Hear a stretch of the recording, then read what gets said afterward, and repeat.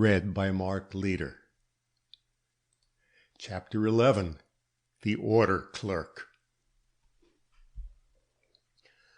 A lady well known in New York society was the next person summoned. She was a friend of the Van Burnham family and had known Howard from childhood. She had not liked his marriage. Indeed, she rather participated in the family feeling against it. But when young Mrs. Van Burnham came to her house on the preceding Monday and begged the privilege of remaining with her for one night, she had not had the heart to refuse her. Mrs. Van Burnham had therefore slept in her house on Monday night. Questioned in regard to that lady's appearance and manner, she answered that her guest was unnaturally cheerful, laughing much and showing a great vivacity, that she gave no reason for her good spirits, nor did she mention her own affairs in any way, rather took pains not to do so. How long did she stay? Till the next morning. And how was she dressed? Just as Miss Ferguson has described. Did she bring her handbag to your house? Yes, and left it there. We found it in her room after she was gone. Indeed. And how do you account for that? She was preoccupied. I saw it in her cheerfulness, which was forced and not always well-timed. And where is that bag now? Mr. Van Burnham has it. We kept it for a day, and as she did not call for it, sent it down to the office on Wednesday morning. Before you'd heard of the murder? Oh, yes, before I'd heard anything about the murder. As she was your guest, you probably accompanied her to the door? I did, sir. Did you notice her hands? Can you say what was the color of her gloves? I do not think she wore any gloves on leaving. It was very warm, and she held them in her hand. I remembered this, for I noticed the sparkle of her rings as she turned to say good-bye. Ah, you saw her rings. Distinctly. So that when she left you, she was dressed in a black and white plaid silk, had a large hat covered with flowers on her head, and wore rings? Yes, sir. And with these words ringing in the ears of the jury, the witness sat down. What was coming? Something important, or the coroner would not look so satisfied, or the faces of the officials about him so expectant. I waited with great but subdued eagerness for the testimony of the next witness, who was a young man by the name of Callahan. I don't like young men in general. They are either over suave and polite, as if they condescended to remember that you are elderly and that it is their duty to make you forget it, or else they are pert and shallow and disgust you with their egotism. But this young man looked sensible and businesslike, and I took to him at once, though what connection he could have with this affair I could not imagine. His first words, however, settled all questions as to his personality. He was the order clerk at Altman's. As he acknowledged this, I seemed to have some faint premonition of what was coming. Perhaps I had not been without some vague idea of the truth ever since I put my mind to work on this matter. Perhaps my wits only received their real spur then, but certainly I knew what he was going to say as soon as he opened his lips, which gave me quite a good opinion of myself. Whether rightfully or not, I leave you to judge. His evidence was short, but very much to the point. On the 17th of September, as could be verified by the books, the firm had received an order for a woman's complete outfit to be sent COD to Mrs. James Pope at the Hotel D. on Broadway. Sizes and measures and some particulars were stated, and as the order bore the words "in haste" underlined upon it, several clerks had assisted him in filling this order, which when filled had been sent by special messenger to the place designated. Had he this order with him? He had. And could he identify the article sent to fill it? He could. At which the coroner motioned to an officer, and a pile of clothing was brought forward from some mysterious corner and laid before the witness. Immediately expectation rose to a high pitch, for everyone recognized, or thought he did, the apparel which had been taken from the victim. The young man, who was of the alert, nervous type, took up the articles one by one and examined them closely. As he did so, the whole assembled crowd surged forward, and lightning-like glances from 100 eyes followed his every movement and expression. "Are they the same?" inquired the coroner. The witness did not hesitate. With one quick glance at the blue serge dress, black cape, and battered hat, he answered in a firm tone, "They are." And a clue was given at last to the dreadful mystery absorbing us. The deep-drawn sigh which swept through the room testified to the universal satisfaction. Then our attention became fixed again, for the coroner, pointing to the undergarments accompanying the articles already mentioned, demanded if they had been included in the order. There was as little hesitation in the reply given to this question as to the former. He recognized each piece as having come from his establishment. "You will note," said he, "that they have never been washed, and that the pencil marks are still on them." "Very good," observed the coroner, "and you will note that one article there is torn down the back. Was it in that condition when sent?" "It was not, sir." "All were in perfect order?" "Most assuredly, sir." "Very good again. The jury will take cognizance of this fact, which may be useful to them in their future conclusions. And now, Mr. Callahan, do you notice anything lacking here from the list of articles forwarded by you?" "No, sir." "Yet there is one very necessary adjunct to a woman's outfit which is not to be found here." "Yes, sir, the shoes. But I'm not surprised at that. We sent shoes, but they were not satisfactory, and they were returned." "Ah, I see. Officer, show the witness the shoes that were taken from the deceased."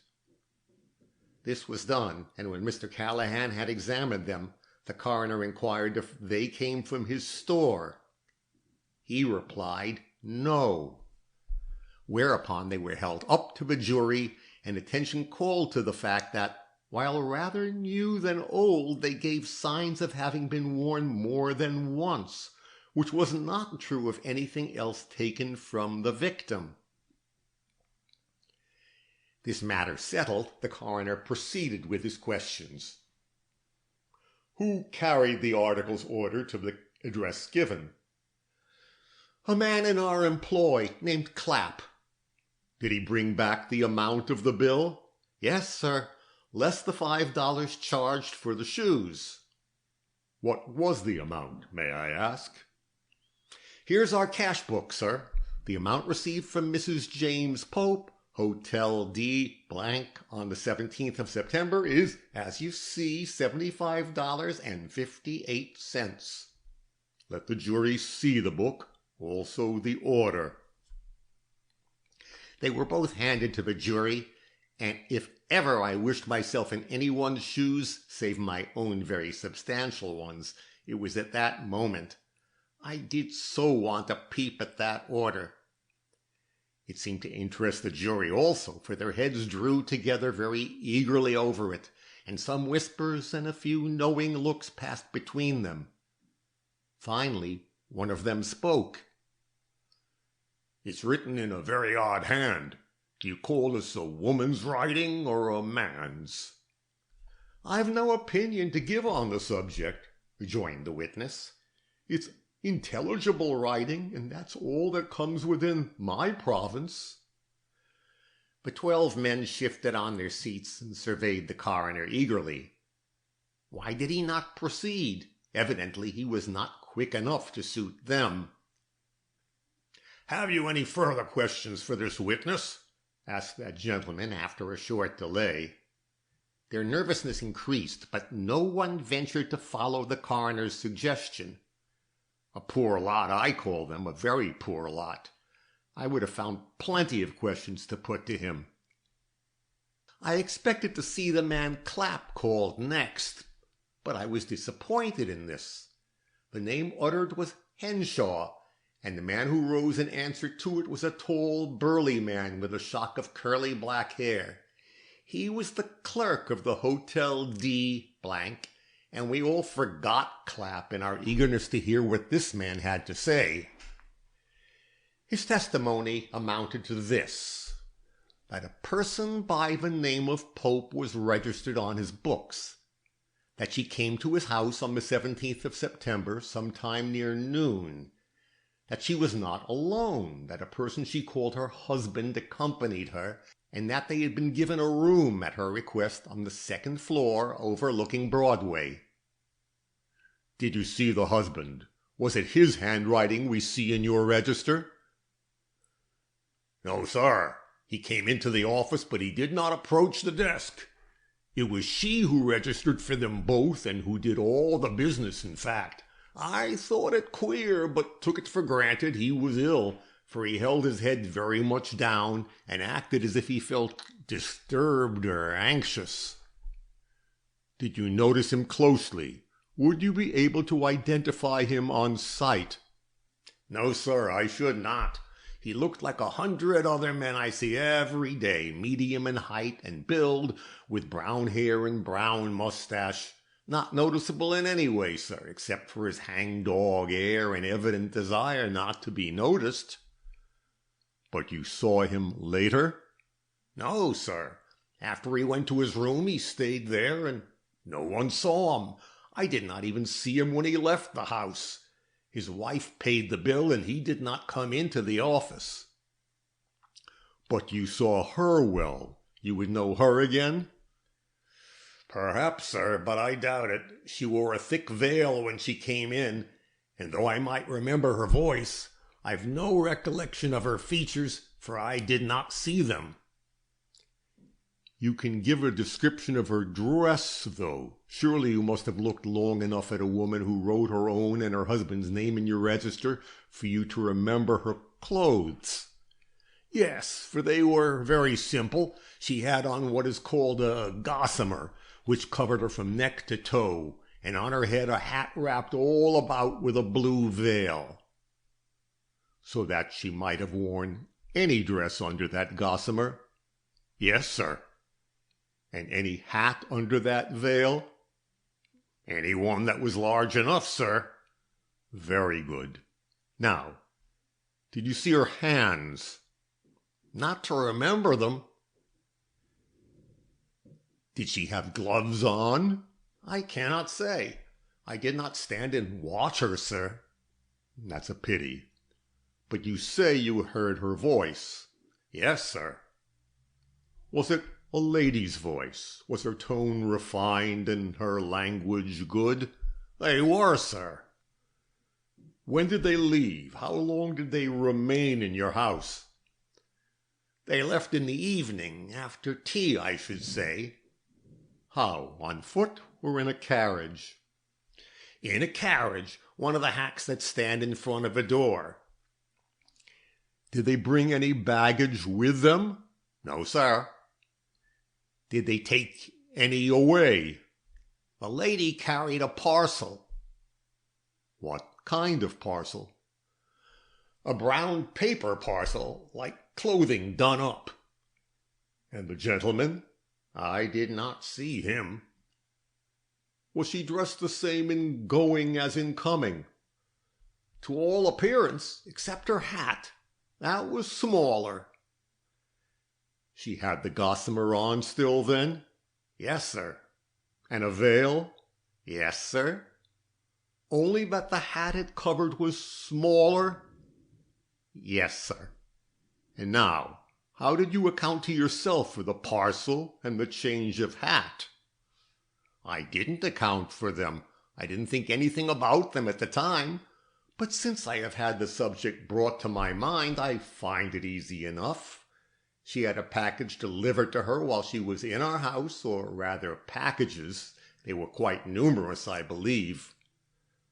Can you recall the circumstances of their delivery? Yes, sir. The man who brought the packages said they had not been paid for, so I allowed him to carry them to Mrs. James Pope's room. When he went away, he had but one small parcel with him. The rest he had left. And this is all you can tell us about this singular couple? Had they no meals in your house? No, sir.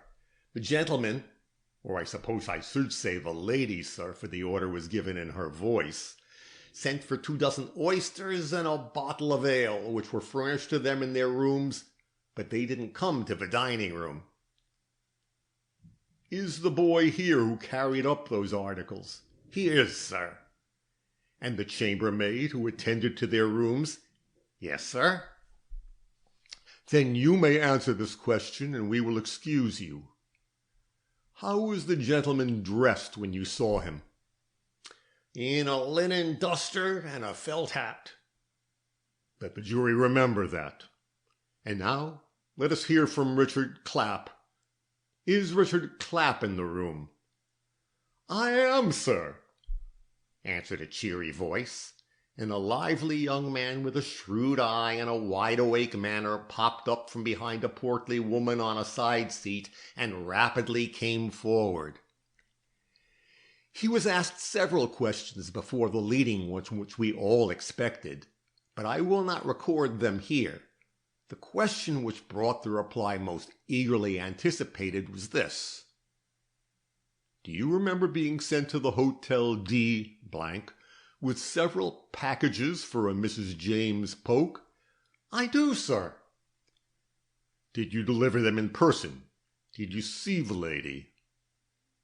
A peculiar look crossed his face, and we all leaned forward, but his answer brought a shock of disappointment with it. No, I didn't, sir. She wouldn't let me in. She bade me lay the things down by the door and wait in the rear hall till she called me. And you did this? Yes, sir. But you kept your eye on the door, of course. Naturally, sir. And saw a hand steal out and take in the things. A woman's hand? No, a man's. I saw the white cuff. And how long was it before they called you? 15 minutes, I should say. I heard a voice cry, "Here," and seeing their door open, I went toward it. But by the time I reached it, it was shut again, and I only heard the lady say that all the articles but the shoes were satisfactory, and would I thrust the bill in under the door. I did so, and they were some minutes counting out the change, but presently the door opened slightly, and I saw a man's hand holding out the money, which was correct to the cent. You need not receipt the bill, cried the lady from somewhere in the room. Give him the shoes and let him go. So I received the shoes in the same mysterious way I had the money, and seeing no reason for waiting longer, pocketed the bills and returned to the store. Has the jury any further questions to ask the witness? Of course not. They were ninnies, all of them, but contrary to my expectation, one of them did perk up courage and, wriggling very much on his seat, ventured to ask if the cuff he had seen on the man's hand when it was thrust through the doorway had a button in it. The answer was disappointing. The witness had not noticed any.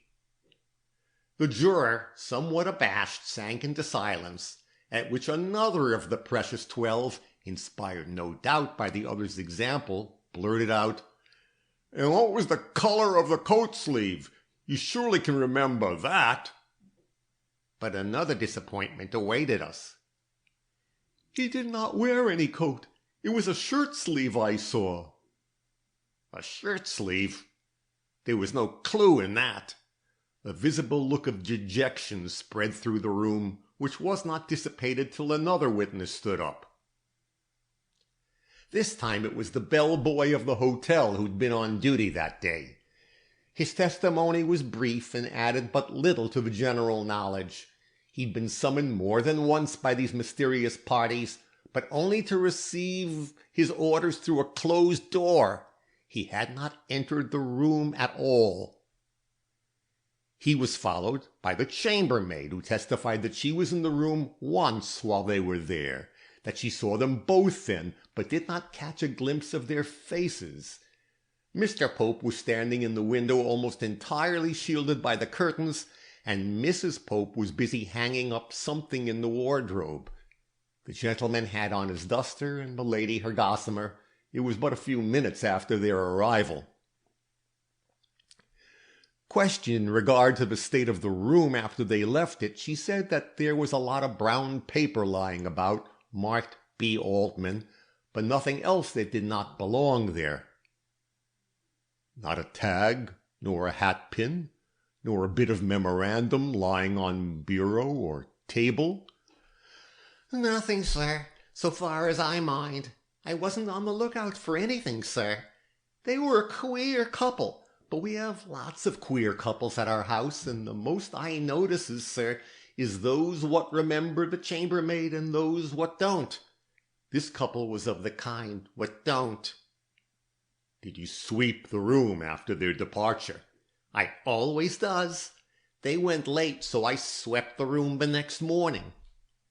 And threw the sweepings away, of course? Of course. Would you have me keep them for treasures? It might have been well if you had, muttered the coroner. The combings from the lady's hair might have been very useful in establishing her identity. The porter who has charge of a lady's entrance was the last witness from this house. He'd been on duty on the evening in question and had noticed this couple leaving. They both carried packages and had attracted his attention first by the long old-fashioned duster which the gentleman wore, and secondly by the pains they both took not to be observed by anyone. The woman was veiled, as has already been said, and the man held his package in such a way as to shield his face entirely from observation. So that you would not know him if you saw him again? Asked the coroner. Exactly, sir, was the uncompromising answer. As he sat down, the coroner observed, You will note from this testimony, gentlemen, that this couple, signing themselves Mr. and Mrs. James Pope of Philadelphia, left this house dressed each in a long garment eminently fitted for purposes of concealment, he in a linen duster and she in a gossamer. Let us now follow this couple a little farther and see what became of these disguising articles of apparel. Is Seth Brown here? A man, who was so evidently a hackman that it seemed superfluous to ask him what his occupation was, shuffled forward at this. It was in his hack that this couple had left the D. He remembered them very well, as he had good reason to. First, because the man paid him before entering the carriage, saying that he was to let them out at the northwest corner of Madison Square, and secondly, but here the coroner interrupted him to ask if he had seen the gentleman's face when he paid him. The answer was, as might have been expected, no, it was dark, and he had not turned his head. Didn't you think it queer to be paid before you reached your destination? Yes, but the rest was queerer. After I'd taken the money, I never refuse his money, sir, and was expecting him to get into the hack, he steps up to me again and says in a lower tone than before, My wife is very nervous. Drive slow, if you please, and when you reach the place I've named, watch your horses carefully, for if they should move while she's getting out, the shock would throw her into a spasm. As she had looked very pert and lively, I thought this mighty queer, and I tried to get a peep at his face, but he was too smart for me, and was in the carriage before I could clap my eye on him. But you were more fortunate when they got out? You surely saw one or both of them then. No, sir, I didn't. I had to watch the horses' heads, you know. I shouldn't like to be the cause of a young lady having a spasm. Do you know in what direction they went? East, I should say. I heard them laughing long after I'd whipped up my horses. A queer couple, sir. They puzzled me some, though I should not have thought of them twice if I'd not found next day. Well? The gentleman's linen duster and the neat brown gossamer which the lady had worn, lying folded under the two back cushions of my hack. A present for which I was very much obliged to them, but which I was not long allowed to enjoy, for yesterday the police— Well, no matter about that. Here is a duster, and here is a brown gossamer. Are these the articles you found under your cushions? If you'll examine the neck of a lady's gossamer, you'll soon tell, sir. There was a small hole in the one I found, as if something had been snipped out of it. The owner's name, most likely. Or the name of the place where it was bought, suggested the coroner, holding the garment up to view so as to reveal a square hole under the collar. That's it, cried the hackman. That's the very one. Shame, I say, to spoil a new garment that way. Why do you call it new? Asked the coroner. Because it hasn't a mud spot or even a mark of dust upon it. We looked it all over, my wife and I, and decided it had not been long off the shelf. A pretty good haul for a poor man like me. And if the police— But here he was cut short again by an important question. There's a clock but a short distance from the place where you stopped. Did you notice what time it was when you drove away? Yes, sir. I don't know why I remember it, but I do. As I turned to go back to the hotel, I looked up at this clock. It was 11:30. This ends Chapter 11.